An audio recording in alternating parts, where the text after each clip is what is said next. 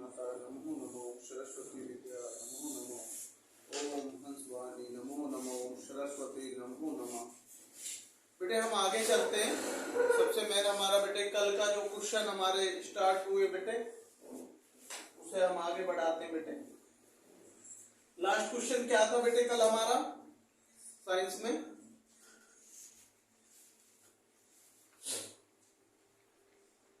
बताइए जल्दी बेटा, फटाफट बताइए लास्ट क्वेश्चन क्या था?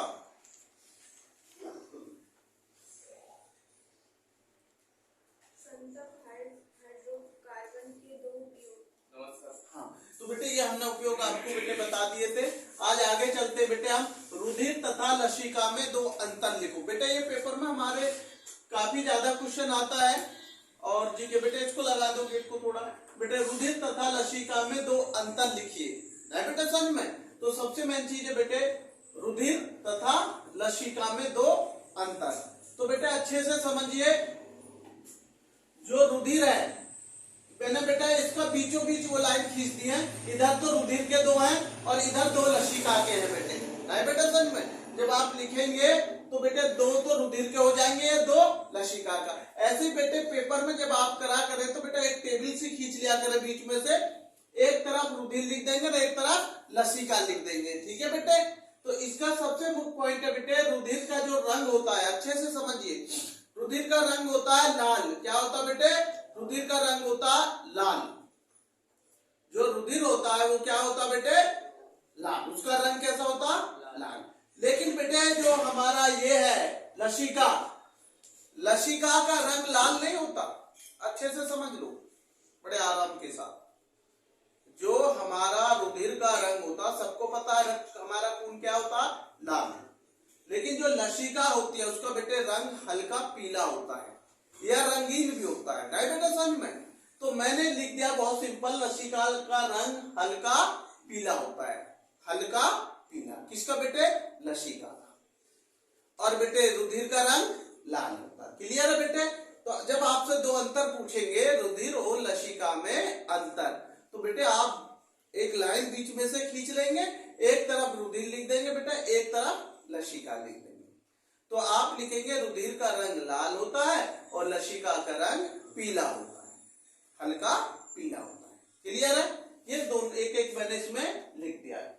उसके बाद मैंने लिखा बेटा रुधिर में लाल रुद्राणु पाए जाते हैं। ये तो बिल्कुल निश्चित सी बात है कि जो रुधिर में क्या पाए जाते हैं बेटे? लाल रुद्राणु पाए जाते हैं।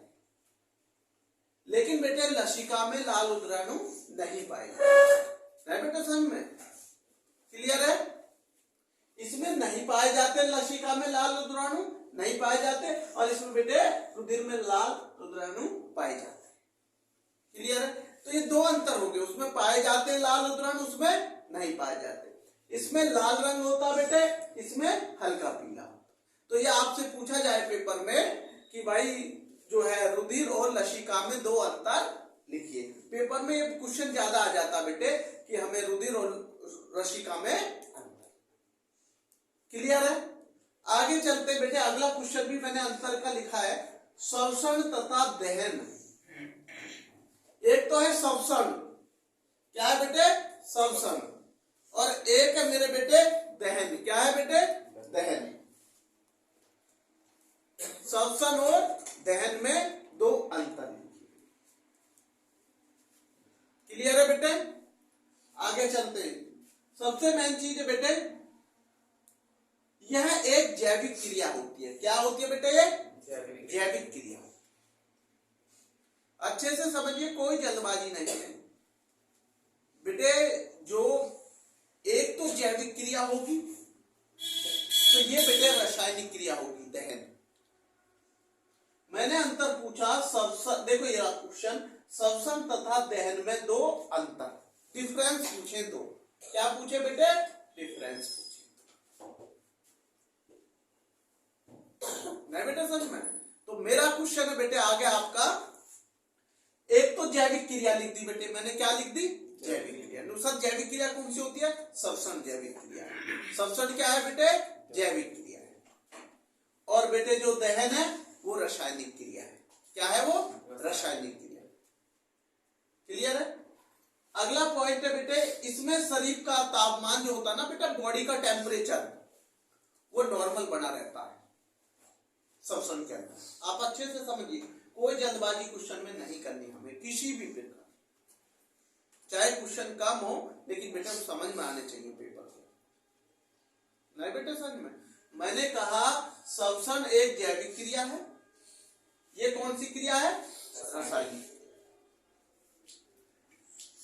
शरीर का तापमान इसमें बेटे बिल्कुल सामान्य बना रहता है, नॉर्मल टेम्परेचर रहता है श्वसन के अंदर बॉडी का, ठीक है बेटे। लेकिन इसमें तापमान अधिक वृद्धि होती है, टेम्परेचर बढ़ता है। दहन तुम्हें पता है, आग एक दहन का मतलब पूरा हो गया कि इसमें क्या बढ़ेगा बेटे? टेम्परेचर।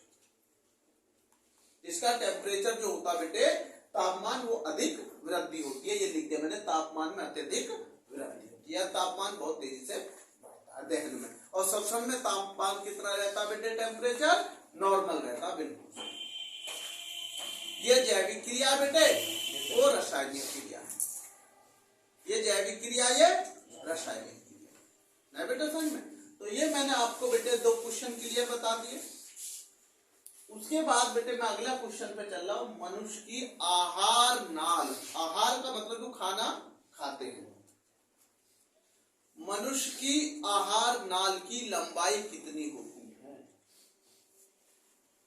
जो नाल होती है खाने की, जो बेटे आहार नाल, वो कितनी लंबी होती है? छोटी भी उस देखो, उसमें बड़ी आहार भी नाल आएगी, छोटी आहार नाल भी आएगी। तो उसने पूछा है क्वेश्चन, समझो, मनुष्य की आहार नाल की लंबाई कितनी होती है। वहां में उसने ये नहीं पूछा कि भाई छोटी आहार की लंबाई कितनी है, बड़ी आहार की लंबाई नाल की कितनी है, ऐसा नहीं है। क्वेश्चन समझना, मनुष्य की आहार नाल की लंबाई कितनी है, नहीं बेटा समझ में।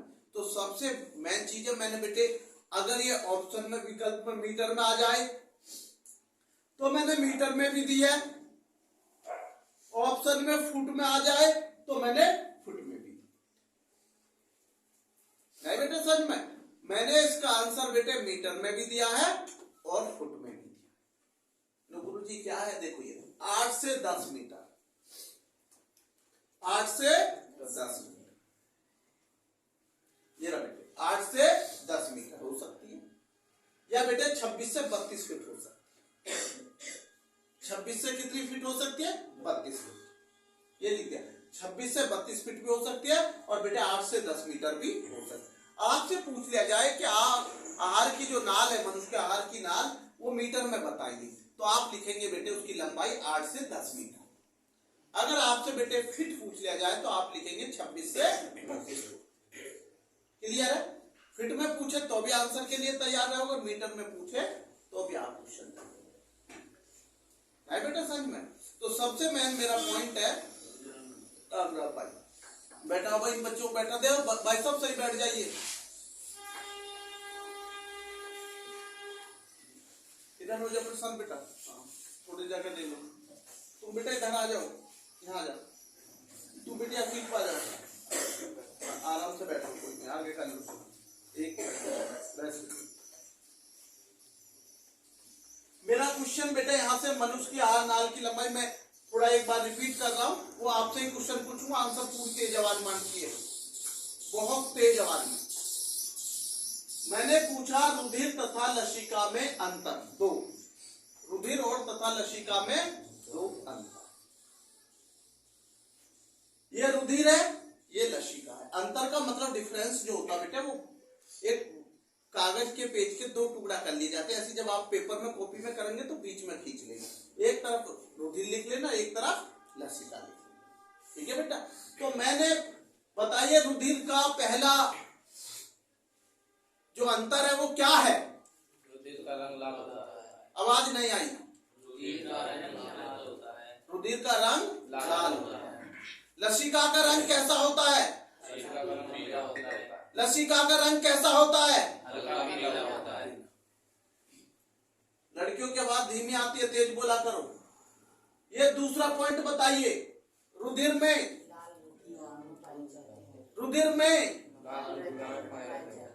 लसिका में लाल रुधिराणु नहीं पाए जाते। अंतर क्लियर हो गया। अगला क्वेश्चन है श्वसन और दहन में दो अंतर बताइए। श्वसन और दहन में दो अंतर बताइए। श्वसन का पहला अंतर नहीं, यह एक, तेज बोलो, यह एक, और दहन एक, दहन एक, श्वसन एक, जैविक। दूसरा पॉइंट क्या है? शरीर का तापमान सामान्य बना रहता है। किसमें बना रहता है? शरीर का तापमान सामान्य, और तापमान अधिक किसमें हो जाता है? वृद्धि दहन में। क्लियर है? अगला क्वेश्चन है मनुष्य के आहार की नाल की लंबाई मीटर में बताइए। मीटर में बताइए। तनु आवाज नहीं आई। 8 से कितनी होती है? 8 से 10 मीटर। फुट में बताइए। फुट में बताइए क्या होती है? 26 से 32 फुट में आहार की नाल की जो लंबाई है। अब हम आगे चलते बेटे। मैंने ये सवाल लिखा है, सो जगह नहीं है, सो ऊपर को इसे बेटे हल करूंगा, आप समझेंगे और आंसर भी निकालेंगे। मैं इसको यहां से मिटा रहा हूं बेटे,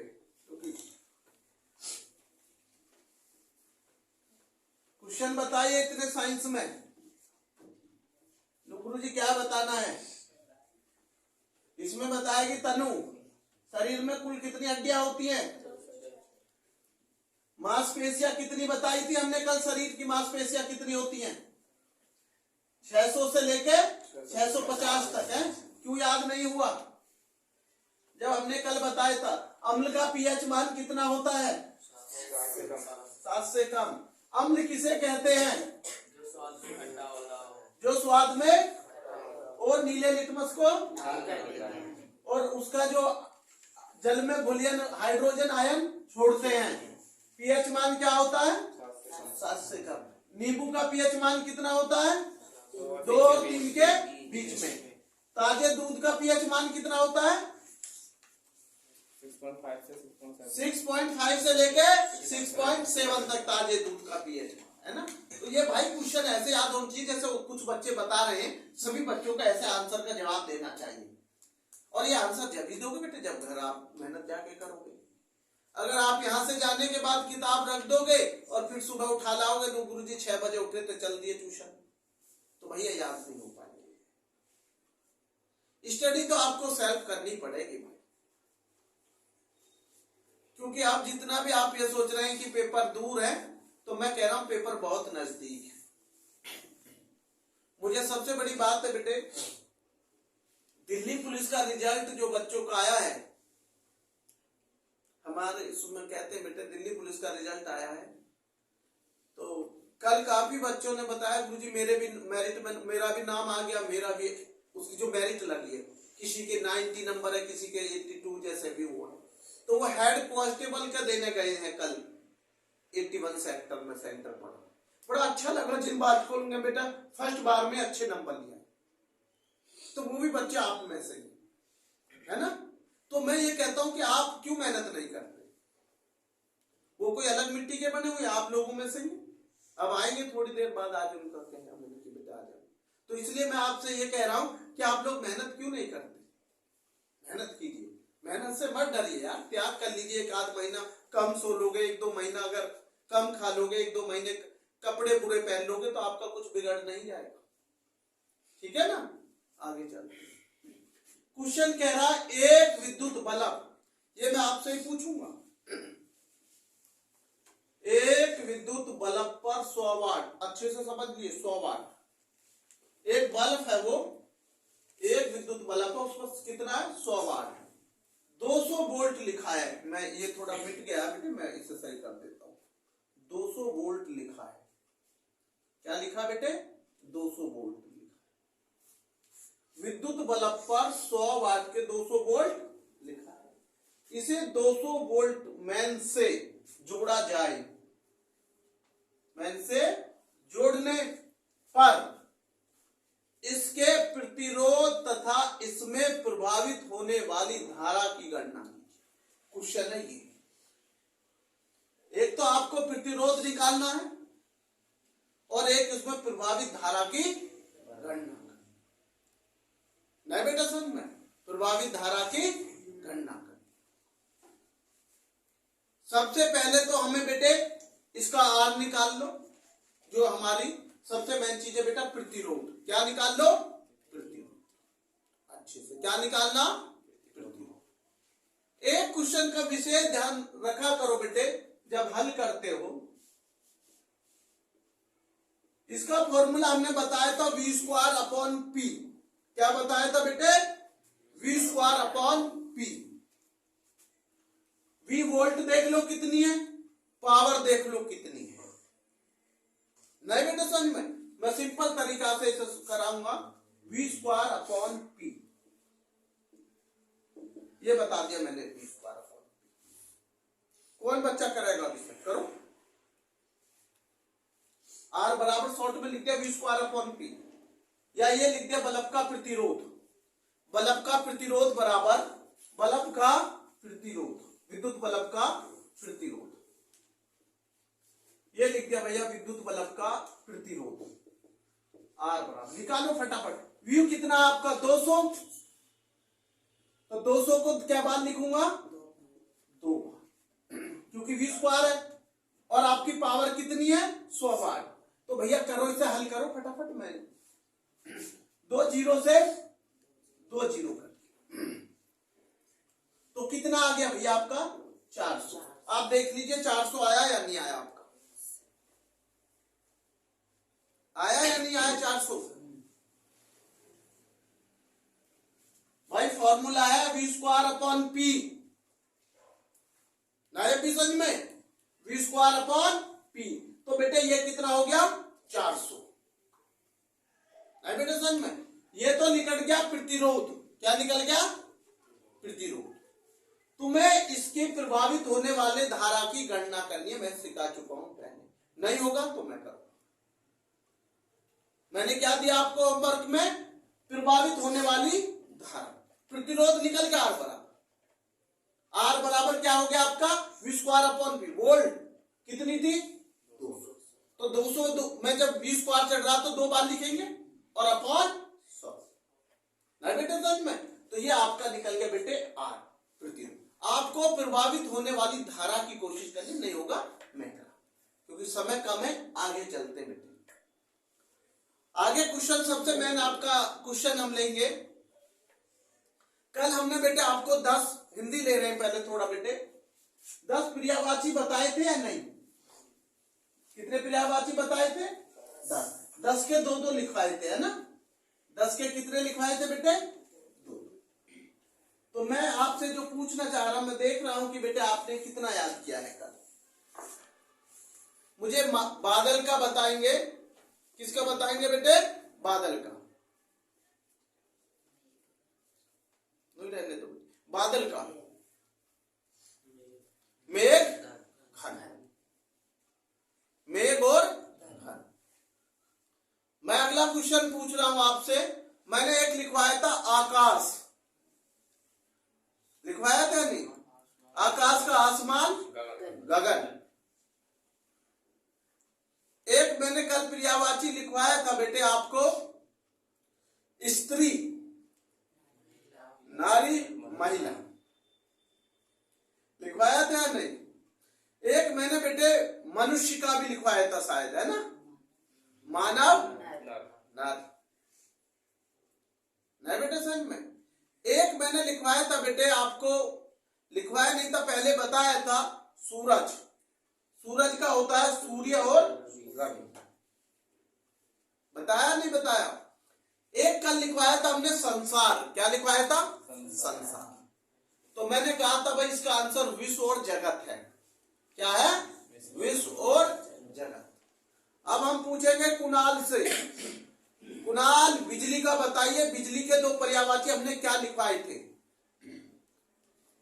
एक तो हमने कहा था विद्युत और एक कहा दामिनी। विद्युत और दामिनी, बिजली का। अब पूछेंगे प्रिंस तुमसे, बताइए आभूषण, एक वर्ड लिया था मैंने कल, लिया था ना आभूषण। तो मैंने ये भी कहा था भी आभूषण का अलंकार भी हो सकता। पर्यायवाची मैंने जब किसी चीज पर डिस्कस किया जाता तो आप लोग क्यों नहीं सुनते हो? गलत बात है बेटे, बहुत गलत बात। अगर अब नहीं पढ़े ना तो फिर कभी नहीं पढ़ोगे, ये ध्यान रखना। क्योंकि अब पेपर तुम्हें ये नहीं कहेंगे कि समय बहुत है, अब बहुत कम समय है। अब तो बेटे मैंने पूछा भाई आभूषण का क्या है, एक तो जेवर, एक गहना, जेवर और आज फिर चांस दे रहा हूं, कल जो नहीं सुनाएगा फिर वो अपना देखेगा बेटे कैसे क्या जाएगा। उसके बाद है बेटे आंख, ये तो सभी को पता आंख का क्या होता, नेत्र और नयन। नहीं बेटे समझ में, आंख का नेत्र और नयन। लास्ट क्वेश्चन पूछ रहा हूं, इसका पर्यायवाची का जो कल का अमृत लिखवाया था मैंने एक बार, क्या लिखवाया था बेटे, अमृत। पेपर में बड़ा आ जाता है ऐसे लिखते, तो मैंने कहा था एक तो अमृत का सुधा हो सकता है, सोम भी हो सकता, मैंने कहा पीयूष करो, क्योंकि साइंस में भी एक आपको मैंने कहा था भाई मास्टर ग्रंथि का क्या नाम है, पीयूष ग्रंथि, तो पीयूष वैसे भी याद हो जाएगा, है ना बेटे। तो इन चीजों को थोड़ा सा बेटे अच्छे से याद कर लीजिए, ऐसे मत कीजिए जैसे आप करना चाह रहे। आज मेरा मुख्य पॉइंट है आपको समास, क्या है बेटे, समास, अच्छे से समझना है समास। हमारे जो बेटा यूपी पुलिस है उसमें भी हिंदी आती है, अच्छे से समझ लीजिए। हमारे यूपी टेट, सी टेट जितने शिक्षक के पेपर दे रहे हैं, ऐसा नहीं है हमारी हिंदी नहीं आएगी, हिंदी आएगी। इसलिए इसको थोड़ा पकड़ अच्छे से बना के रखा करें, क्योंकि अगर बेटे जल्दी से पेपर को पूरा करना होता तो कम समय में हिंदी को पूरा कर सकते हो, है ना। और मैथ पे अच्छे से पकड़ करिए, रीजनिंग पे अच्छे से पकड़ कीजिए, जो जीके जीएस होती है उस पर अच्छे से पकड़ कीजिए, तो पेपर निकल जाता, कोई बड़ी बात नहीं है ना। मेहनत करने की जरूरत है, किसकी जरूरत है, मेहनत करने की। बड़ी बात जब होती है मेरे बेटे जब हम तैयारी नहीं करते, प्रैक्टिस नहीं करते या मेहनत नहीं करते। यानी जो बच्चे निकालेंगे वो बच्चे भी तो आप में से ही बेटे, वो बच्चे को दूसरे देश से तो आए नहीं, है तो आपके ही। तो इसलिए बेटे नर्वस मत हो, विश्वास पैदा करो। और विश्वास जब पैदा होता बेटे जब आप पढ़ाई में झुक जाओगे तो विश्वास बढ़ जाएगा, पढ़ाई में झुक जाओ विश्वास मिल जाएगा। बस दो बात चीज याद कर लो एक लाइन में, पढ़ाई में झुक जाओ तो विश्वास मिल जाएगा। नहीं बेटा समझ में, पढ़ाई में नहीं झुकोगे तो विश्वास खत्म हो जाएगा कि क्या मैं ये क्वेश्चन कर पाऊंगा भी या नहीं कर। ठीक है बेटे, ये बाजार में नहीं मिलता कि बाजार में खरीद लाएंगे कॉन्फिडेंस, नहीं, वो तुम्हें स्वयं ही पैदा करना होता। कोई किसी के विश्वास पैदा नहीं कर सकता जब तक तुम स्वयं पैदा नहीं करो, और वो मेहनत करने से आता विश्वास। देखने से या दिखावे से विश्वास नहीं आता बेटे, वो तुम्हें स्वयं मेहनत करनी होगी जब विश्वास आता। आपने एक बहुत छोटी सी बात सुनी है ना, जब कोई क्रिकेटर खिलाड़ी खेल रहा होता है और जब वो अच्छा शॉट मार देता है तो उसका कॉन्फिडेंस लेवल बढ़ जाता है और वो मैच को जिताने की क्षमता रखता है। अगर वही खराब शॉट खेलकर आउट हो जाता है तो दूसरे खिलाड़ी का भी मनोबल टूटता है। नहीं बेटे समझ में, सोचने लगते हैं कि पिच में तो कोई कमी नहीं है, जुम जहां नहीं। तो इसलिए मैं आपसे कहता हूं पेपर में कोई कमी नहीं है, कमी हमारी तैयारी में है। ठीक है बेटे, इसलिए पेपर को दोष देना बंद करें, स्वयं की तैयारी करें। ठीक है बेटे, आगे चलते हैं। समास, क्या बेटे, समास।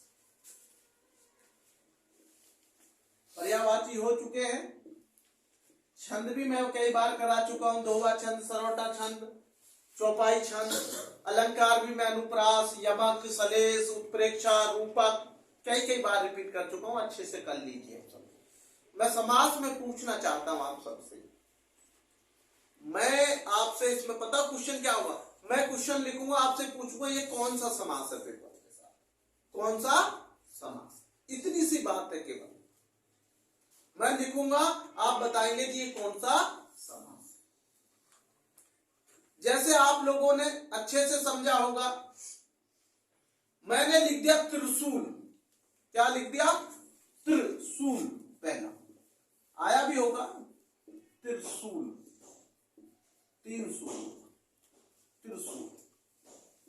और मैंने आपसे पूछा भाई ये मुझे ये बताइए बस, ये कौन सा अलंकार है? त्रिशूल कौन सा अलंकार है? बस केवल समास का नाम बताना, अलंकार नहीं, केवल समास का नाम। बस समास का नाम लिख दो। द्विगु समास है, द्वंद्व समास है, क्रमधारय है, बहुव्रीहि है, कौन सा है?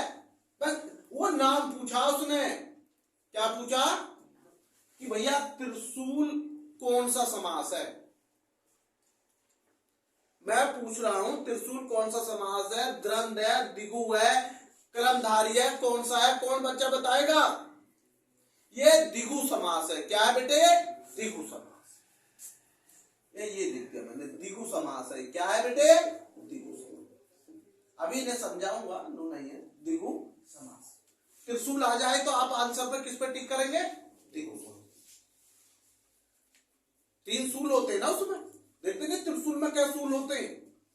3 सूल नहीं होते, बीच में 2 त्रिशूल देखा है भगवान शिव का, कितना बड़ा वो त्रिशूल दिखाया जाता है, देखते नहीं आप भगवान शिव का त्रिशूल जो पूरा, तो उसमें क्या सूल है?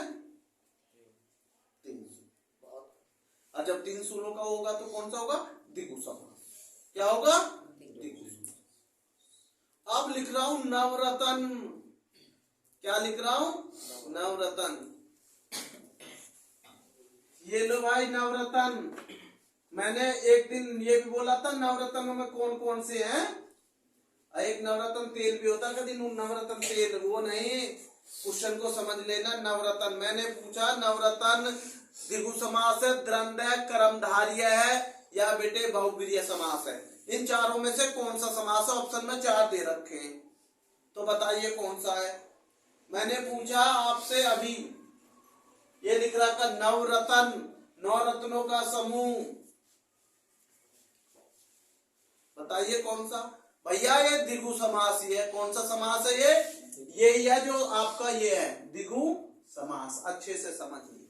अभी मैं पूछूंगा, जितने पूछ रहा हूं आपसे पूछूंगा नवरत्न कौन सा है, आप कहेंगे द्विगु समास। मैं बोलूंगा त्रिशूल, आप कहेंगे द्विगु समास। नहीं बेटा समझ में? एकदम आवाज आनी चाहिए पूरी, एकदम बहुत तीव्र गति की आवाज, जैसे कहते हैं पलक झपकते। नहीं बेटा समझ में? नवरत्न हो गया, त्रिशूल हो गया। एक है नीलकमल। कौन बच्चा बताएगा नीलकमल? ये लिख दिया मैंने नीलकमल। नीला कमल, नीलकमल, ये लिख दिया भाई नीलकमल।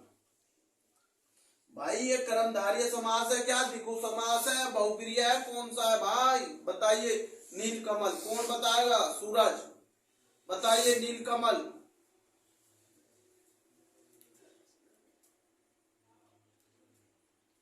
एक है नील गगन।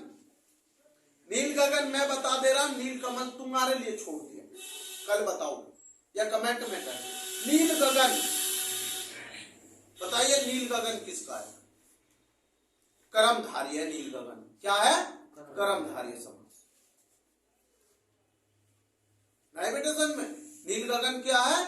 कर्मधारय समास। समास आप लोग थोड़ा कम पढ़ते हो, ऐसा लग रहा है मुझे कि आप ध्यान नहीं देते। एक है पीतांबर। क्या है? पीतांबर, पीले वस्त्र, पीतांबर। कौन बच्चा बताएगा पीतांबर का क्या है? पीतांबर भी कर्मधारय समास है। क्या है बेटे? बेटे ये बहुव्रीहि समास भी हो सकता, समझ लो अच्छे से। ये इन कुछ ऐसी चीजें हैं जिनमें डाउटफुल रहता है या उन्हें दोनों तरीके से परिभाषित किया जाता है। मैंने आपसे कहा ये कर्मधारय है, मैंने क्या कहा? पीतांबर। क्या है? कर्मधारय समास। लेकिन ये बहुव्रीहि समास भी हो सकता है। अगर कर्मधारय ऑप्शन में नहीं है, बहुव्रीहि दे रखा, तो किस पर टिक करेंगे? बहुव्रीहि समास। क्योंकि ये बेटे पीतांबर, ऐसे पीले हैं वस्त्र। नहीं बेटे समझ में? तो ये कौन सा लगाएंगे? कर्मधारय समास। कितने बता दिए बेटे मैंने अब तक? एक आता महादेव, देवों के देव महादेव, सब जानते हैं भगवान शिव। महादेव। ये कौन सा समास है भाई महादेव? ये कर्मधारय समास है। क्या है? कर्मधारय समास। महादेव कौन सा है? कर्मधारय समास। एक है बेटे श्वेत कमल। क्या है बेटे? श्वेत कमल। ये भी बेटे हमारा कर्मधारय समास। श्वेत जो है हमारा क्या है बेटे? श्वेत कमल कर्मधारय समास। तो मैंने आपसे पूछ लिया, मैं थोड़ा सा आपको पूछ रहा हूं, ज्यादा नहीं, 3-4 पूछूंगा। त्रिशूल क्या बताया मैंने? दिगु समास। तेज आवाज नहीं आई, 2-4 बच्चों की आई है। दिगु समास। ये बताइए नील गगन क्या है? कर्मधारय। क्या है? कर्म। एक नवरतन, दिगु समास। नवरतन क्या है? दिगु समास। नहीं बेटा समझ में? एक है महादेव, देवों के देव महादेव। कौन सा है देव? महादेव का कर्मधारय समास। नहीं बेटे समझ में? तो ये समास को आप अच्छे से मैच कर लो बेटे, बहुत अच्छे से अपने मन में कि कौन सा आंसर कौन सा है। ठीक है बेटे? और इस समास को कल आगे आप ले जाएंगे। पहले बेटे आप थोड़ी रचनाएं आपसे पूछते हैं। रचनाएं आपको पता है विकल्प में बहुत सारी रचनाएं मिलेंगी बेटे। एक है ममता रचना। ममता किसकी रचना है? बताइए ममता किसकी रचना है? जयशंकर प्रसाद। ममता जयशंकर प्रसाद के। एक मैंने आपसे कहा था एक बार कि मन की बातें, कि प्रधानमंत्री जी भी हमारे नरेंद्र मोदी जी बच्चों से भी मन की बात करते हैं जब परीक्षा आती है, किसानों से भी मन की बात करी जाती है। बहुत वो किया जाता है, अच्छी बात है, बहुत अच्छी कि उनकी सुनी जाती है, सुनाते हैं, ज्ञान देते हैं। तो मैंने पूछा मन की बात किसकी रचना? मेरा क्वेश्चन तो यहाँ ये है भैया, मन की बात है गुलाब राय। किसकी है? गुलाब राय। मैं बेटा सन में किसकी है? क्योंकि अगर आप पुरानी रचना याद नहीं करेंगे जो आपको पहले करा चुके, तो आप तो भूल जाएंगे। क्या फायदा होगा मेरा? तो क्या वो कहना चाह रहे गुरु जी? क्या भूलूं क्या याद करूं, क्या भूलूं क्या याद करूं। जो आपकी कहानी है वो मैं बताना चाह रहा हूं, जो आप कहना चाह रहे हैं गुरु जी क्या याद करूं, क्या भूलूं क्या याद करूं। कल याद करता हूं, आज भूल जाता हूं। होती है भैया, ये सबके सामने आती है, ये कोई बड़ी बात नहीं, पर मेहनत कीजिए। रचना है क्या भूलूं क्या याद करूं। इसके लेखक कौन थे? हरिवंश राय बच्चन, अमिताभ बच्चन के पिता। अमिताभ बच्चन के पिता हरिवंश राय बच्चन, जो कि बहुत बड़े कवि माने जाते थे, हरिवंश राय बच्चन। तो उन्होंने ये रचना लिखी है बेटे, क्या भूलूं क्या याद करूं, क्या भूलूं क्या याद। तो आप इसका आंसर लिखेंगे हरिवंश राय बच्चन। एक है बेटे राष्ट्रीय भाषा और राष्ट्रीय एकता। मैंने कहा था राष्ट्रीय भाषा और राष्ट्रीय एकता, और बेटे एकता में बहुत ताकत होती है। अगर एकता में से ही बेटा विजय प्राप्त होता। देखते नहीं बेटे, जो कोई भी समूह ले लीजिए, अगर एकता से साथ लड़ रहे हैं तो जीतने के चांस ज्यादा। एकता, राष्ट्रभाषा और राष्ट्रीय एकता किसकी है भैया? रामधारी सिंह दिनकर। ये हमने आपको वो भी लिखवा दिया, इसका जीवन परिचय भी, रामधारी सिंह दिनकर। अभी आधे बच्चों को रामधारी सिंह दिनकर का जीवन परिचय याद नहीं हो, गलत बात है, कल सुनूंगा। रामधारी सिंह दिनकर नहीं बेटे समझ में? कभी कभी हमारी जीवन परिचय शुरू की ना कर पीछे की आ जाती है, तो इसलिए हमेशा तैयार रहिए परीक्षा में। तो मैंने बोला बेटे राष्ट्रीय भाषा और राष्ट्रीय एकता किसकी बताई? रामधारी सिंह दिनकर। एक पूछ रहा हूं मैं, किससे पूछूंगा? अमित से या अंकित से। माटी की मूर्ति मैंने बताई थी, माटी की मूर्ति बताई थी ना कि भैया माटी की मूर्ति किसकी बताई? राम वृक्ष बैनी पुरी, राम वृक्ष बैनी पुरी। किसकी है? राम वृक्ष बैनी। अच्छे से इन्हें सब बेटे याद कर लो। एक चीज मुझे बताइए बेटे, आपसे मैंने कई बार बता चुका हूं, कल भी पेपर में देखने को मिला, दोहा छंद में, किसमें बेटे?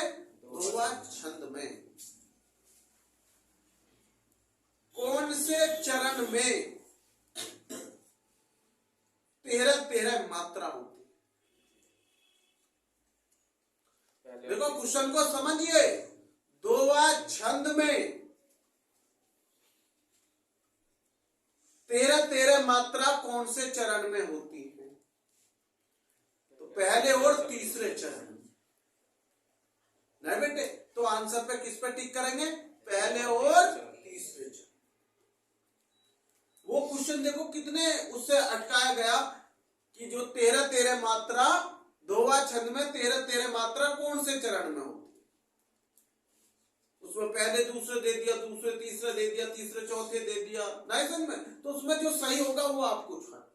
सभी को पता, जब आपको परिभाषा याद है कि दोहा छंद में 4 चरण होते हैं, पहले और तीसरे चरण में 13-13 मात्रा होती है और दूसरे चौथे में 11-11 मात्रा होती है, तो फिर इस क्वेश्चन को गलत क्यों किया भाई? पहले और जब वो पूछ रहा है दोहा छंद में कौन से चरण में 13-13 मात्रा होती है, तो आप तुरंत टिक करेंगे पहले और तीसरे चरण में। एक क्वेश्चन पूछा सोल्टा छंद में 11-11 मात्रा कौन से चरण में होती है? देखो एग्जामिनर पूरी तरह अटकाने का प्रयास में लगा हुआ है। अच्छी बात है, क्वेश्चन से ज्ञान बढ़ेगा। ये हम इसलिए पहले आपको इस चीज समझा रहे हैं कि अगर क्वेश्चन ऐसा आए तो आप बिल्कुल भी नहीं डरें। सोल्टा छंद में 11-11 मात्रा कौन से चरण में होती है बाबू जी? पहले और तीसरे चरण। बिल्कुल सही बात। तो इसका मतलब तैयार रहेंगे। जरूरी नहीं है वो पहला तीसरा ही चरण पूछे, दूसरा चौथा भी पूछ सकता है। तो इसलिए आपको हर क्वेश्चन के लिए तैयार होकर बैठना है पेपर में। क्लियर है? एक बात बताइए मुझे आप लोग, एक मुहावरा मैं पहले भी बता चुका हूं और फिर पूछ रहा हूं आपसे। आग बबूला होना, गुस्सा करना। आग बबूला होने का मतलब है गुस्सा करना, बहुत क्रोध करना या क्रोध करना, आग बबूला होना। नहीं बेटे समझ में? एक बहुत छोटा सा पूछे जाता, अंधे की लकड़ी एकमात्र सहारा। अंधे की लकड़ी एकमात्र सहारा। 9-2-11 होना, भाग जाना। अकल का अंधा मूर्ख। नहीं बेटा समझ में? तो ये आपको विशेष तौर पर सभी चीजों पर ध्यान देना पड़ेगा, चाहे वो पर्यायवाची हो, चाहे बेटे समास हो, चाहे उपसर्ग हो, चाहे प्रत्यय हो, चाहे बेटे आपके अलंकार हो, चाहे रस हो, नहीं बेटा सर, चाहे संधि विच्छेद हो, ये आपको अच्छे से करना पड़ेगा बेटा। ये नहीं है कि आप एक नंबर करके छोड़ दोगे। जब तुम एक नंबर छोड़ दोगे तो ये मानो बेटे आप टॉप लाइन में तो हट चुके हो। जो टॉपर बच्चा है उसके लिए एक अंक बहुत मायने रखता है, क्योंकि उसे पता है 1 अंक से तू पीछे रह जाएगा। जैसे कहते हैं ना, बूंद बूंद से घड़ा भरता है, वैसे एक नंबर से आपके 100 नंबर होंगे। तो इसलिए हर नंबर की कीमत और हर नंबर का महत्व आपको समझना पड़ेगा। ये नहीं है कि आपने सोच के छोड़ दिया 1 नंबर का, चलो कोई बात नहीं, वो कोई बात के चक्कर में आप टॉप लाइन से हट चुके हैं। नहीं बेटा समझ में? तो इसलिए आपको कोई क्वेश्चन को छोड़ना नहीं है, मन लगा के अच्छी तरह से वो नहीं बेटा समझ में? अब क्वेश्चन आता है बेटे आपका मैथ करेंगे। अब आपका मैथ लेंगे बेटे। कल मैथ में हमने क्या कराया था बेटे? आपको हमने आपको एलसीएम को बहुत सरल तरीका बताया था, और बेटे हमने कल आपको स्क्वायर भी दिए थे, है ना, कि हम आपसे सुनेंगे। कल कहा था ना हमने? हाँ। तो मैं चल रहा हूं, देखना चाहता हूं कि ज्यादा नहीं, बहुत कम सुनूंगा। मैंने यहां लिख दिया 15 का। 15 का स्क्वायर क्या होता है बताइए, मैं नहीं बोलूंगा। 225। 225। बहुत बढ़िया, सबकी आवाज आनी चाहिए। मुझे बताइए 19 का कितना होता है? 361। 361। इसका मतलब आप लोगों ने याद नहीं किए, एक दो बच्चे ने याद किए, वो बोल रहा है, बाकी ने याद नहीं। इससे ये पता चल रहा है कि याद नहीं है, इससे साफ साफ दिखाई दे रहा। थोड़ा सा सिंपल पूछ लूं फिर, 11 का कितना होता है? 121। कम से कम आपसे थोड़ी सी आवाज आई है। 109 का कितना होता है? अरे भैया, हमने कल भी आपसे कहा था, आज फिर वो कर रहे हैं कि आप उस चीज को कैचिंग करा करें। देखो 1 का 1, 2 का 4 स्क्वायर, 3 का 9, 3 का स्क्वायर क्या होगा? 9, 4 का स्क्वायर 16, 5 का स्क्वायर 25, 6 का स्क्वायर 36, 7 का स्क्वायर 49, 8 का स्क्वायर 64, 9 का स्क्वायर 81, 10 का स्क्वायर 100, 11 का 121, 12 का स्क्वायर 144, 13 का 169। नहीं बेटा, समझ में कितना होता? 169। अब बताइए 14 का 19 और 15 का 225, फिर 16 का 256, 17 का 289, 18 का 324, 19 का 361, 20 का 400, 21 का 441, 21 इंटू 21। आपको आज पता कितने तक दिए जा रहे हैं? 25 तक। कितने तक? 25 तक स्क्वायर ऐसा हो जाने चाहिए जैसे एबीसीडी तरह, जिससे कि आपको सवाल करने में आसानी हो, फिजिक्स करने में आसान हो, जिससे कि बेटे आप पीछे ना देखें, कोई भी अच्छे से याद करके रहना। आगे चलते, एलसीएम हमने बता ही दिया था, पीछे का अंक अगर 0, 2, 4, 6, 8 है तो उसे 2 से डिवाइड करिए, बता दिया था बहुत अच्छे से, कल हमने समझा दिया। हमने ये भी बताया था कि √3 परिमेय है, अपरिमेय। हमने बताया भाई अपरिमेय है, अपरिमेय। हम मैथ में आगे बढ़ते हैं भाई, समझ लीजिए। अब आप हमें बताइए sin 30 की वैल्यू कितनी बताई है हमने? 1/2।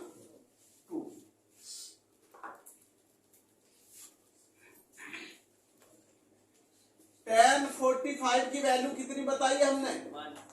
cot 45 की कितनी बताई है? 1। सोचना क्या है, ये दोनों एक ही थाली के चट्टे बट्टे हैं, ऊपर बिल्कुल बीचों बीच। tan 45 का भी 1 होता है तो cot 45 का भी 1 होता है। अच्छे से समझ लीजिए। नुपुर जी आज 1 के नहीं दिख बात से दिख रहे? बिल्कुल। sin 45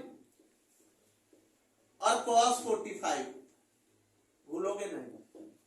1/√2 और 1/√2 दोनों एक ही थाली के चट्टे बट्टे हैं, देख लीजिए आप। sin 45 का 1/√2 है तो cos 45 का भी √1/√2 है। देख लो, दोनों एक ही थाली के चट्टे बट्टे। देख लो 45 sin 45 तो cos 45। ऐसा नहीं नहीं है, मैंने कहा 45 का बदलेगा भी नहीं, चाहे sec और cosec हो, चाहे देखो अब बचा क्या? tan cot होगा sin cos, तो बचा क्या? sec और cosec। sec और cosec आप ढूंढ के लाएंगे, क्या लाएंगे? sec और cosec खुद देखेंगे sec और cosec तो क्या होता। एक याद कर लो, sec 45 को क्या होता? क्या होता sec 45 का? नहीं समझ में? हाँ, क्योंकि आप लोगों का सबसे बड़ी बात है कि आपको बस उतना याद करना है जितना पेपर में बस काम हो जाए। नहीं भाई, आगे बढ़ना तो मेहनत करनी पड़ेगी। एक हमने आपसे पूछा था sin square plus cos square किसके बराबर होता है? 1 के बराबर। एक हमने आपको दिया था बेटे लाल बटे कक्का, लाल बटे कक्का। ये लंब बटे करण हो गया, ये आधार बटे करण हो गया, और ये लंब बटे नहीं बेटे समझ में? मैंने केवल इतना किया है, ये tan हो गया और तो ये cot हो गया। उल्टा चला जाऊंगा, tan का क्या हो जाएगा, लंब बटे आधार, और cot का हो जाएगा आधार बटे लंब। दोनों, क्योंकि मैं पहले करा चुका हूं, दोनों आप करके लाना, ये लंब बटेकरण और आधार बटेकरण किस किस की, क्योंकि जब तक आपको घर मेहनत नहीं करेंगे जब तक आप क्लियर नहीं हो पाएगा, ये तो निश्चित। मैंने एक बता दिया tan का लंब बटे आधार, तो बेटे cot का आधार बटे लंब। दो आप पे छोड़ दिए साइन और कॉस या साइन कॉस है, आप देखेंगे क्या करके लाएंगे का, नहीं बेटे समझ में। आगे बढ़ता हूं बेटे, आप थोड़ा, मैंने एक क्वेश्चन आपको लिखा था, बेलन सुना आपने, बेलन, बिल्कुल सुना होगा बेलन। बेलन का वृत्त पृष्ठ का फॉर्मूला क्या होता है, बेलन का वृत्त पृष्ठ 2 पाई आर एच। बेलन का वृत्त पृष्ठ का फॉर्मूला क्या होता, बेलन का वृत्त पृष्ठ, बेलन का वृत्त पृष्ठ बताइए किसने बताया अभी, 2 पाई आर एच। 2 पाई, पाई की वैल्यू आपको सबको पता कितनी होती है, 22/7। आर क्या होती है, त्रिज्या, क्या होती है, त्रिज्या, और ये क्या होती है, ऊंचाई। अच्छे से समझ लीजिए, आर का मतलब होता रेडियस, एच का मतलब होता हाइट, ऊंचाई, और पाई की वैल्यू क्या होती है, 22/7। पहले भी मैंने कहा भैया 3.14 में होती है पाई की वैल्यू, बताया था ना 3.14, आगे तक जाती है तो उसका ज्यादा सटीक आंसर मिलता 3.14 आगे चल। इसमें बेटे गलत नहीं है, आंसर सही होता है, बस ये थोड़ा बेटे सुविधा के अनुसार 22/7 गलत नहीं माना जाए।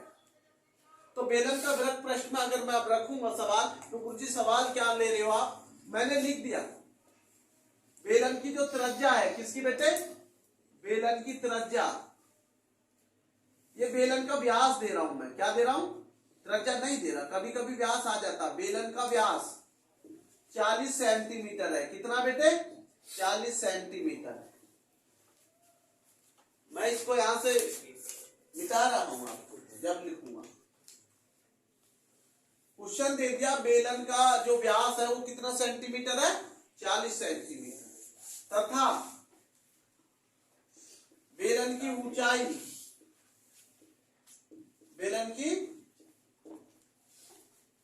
ऊंचाई 14 सेंटीमीटर है, कितनी है, 14 सेंटीमीटर है।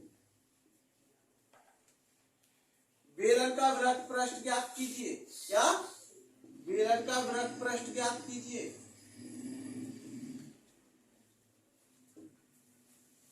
वृत्त पृष्ठ ज्ञात कीजिए, क्या ज्ञात करूं,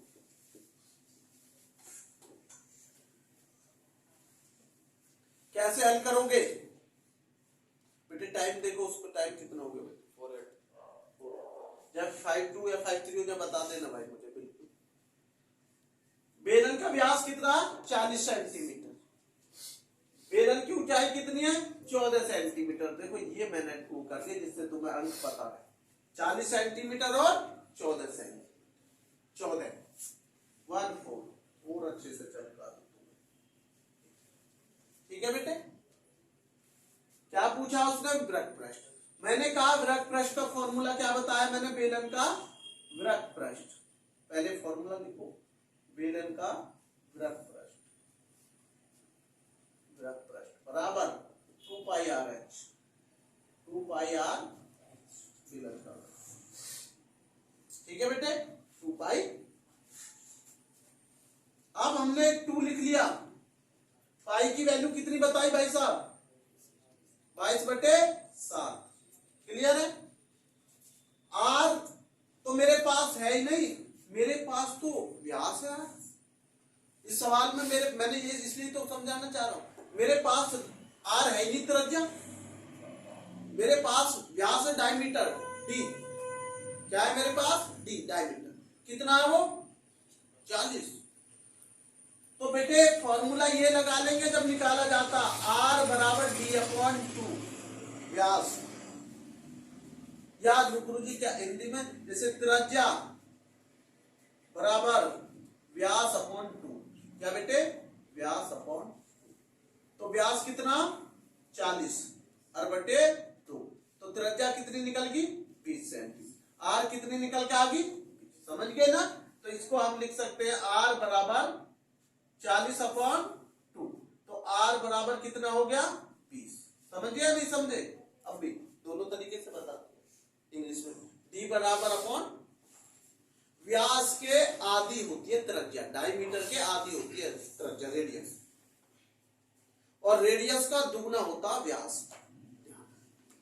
अगर उसने आपसे आंसर में व्यास पूछा है डायमीटर और त्रिज्या दे रखी है मानो 10, तो उसका हो जाएगा 20 व्यास, दुगना, 2 की गुना कर देंगे अगर व्यास पूछ रहा है डायमीटर, नहीं बेटा समझ में। लेकिन अगर बेटे वो आपसे रेडियस पूछ रहा है तो बेटे हाफ कर देंगे, आधा 2 का डिवाइड कर देंगे। नहीं आई भी समझ में। जब ये 20 है 2 का 40 है, ये जब 2 का डिवाइड किया तो जब ही तो बनेगा 20। तो बेटे अब तो मेरे पास है 20, कितना बेटे, फॉर्मूला आपको पता 2πr, r कितनी आ गई 20, h कितनी है बेटे 14। तो 7 से काट दिया 14, क्या बार कट गया 2 बार, 22 दूनी 44, 44 गुना 40 क्योंकि 20 दूनी 40। अब आप कर लीजिए इसका कितना निकल के आ रहा आपका, 1 0 ये रख ली मैंने, 44 में 4 की कर लीजिए फटाफट, 176।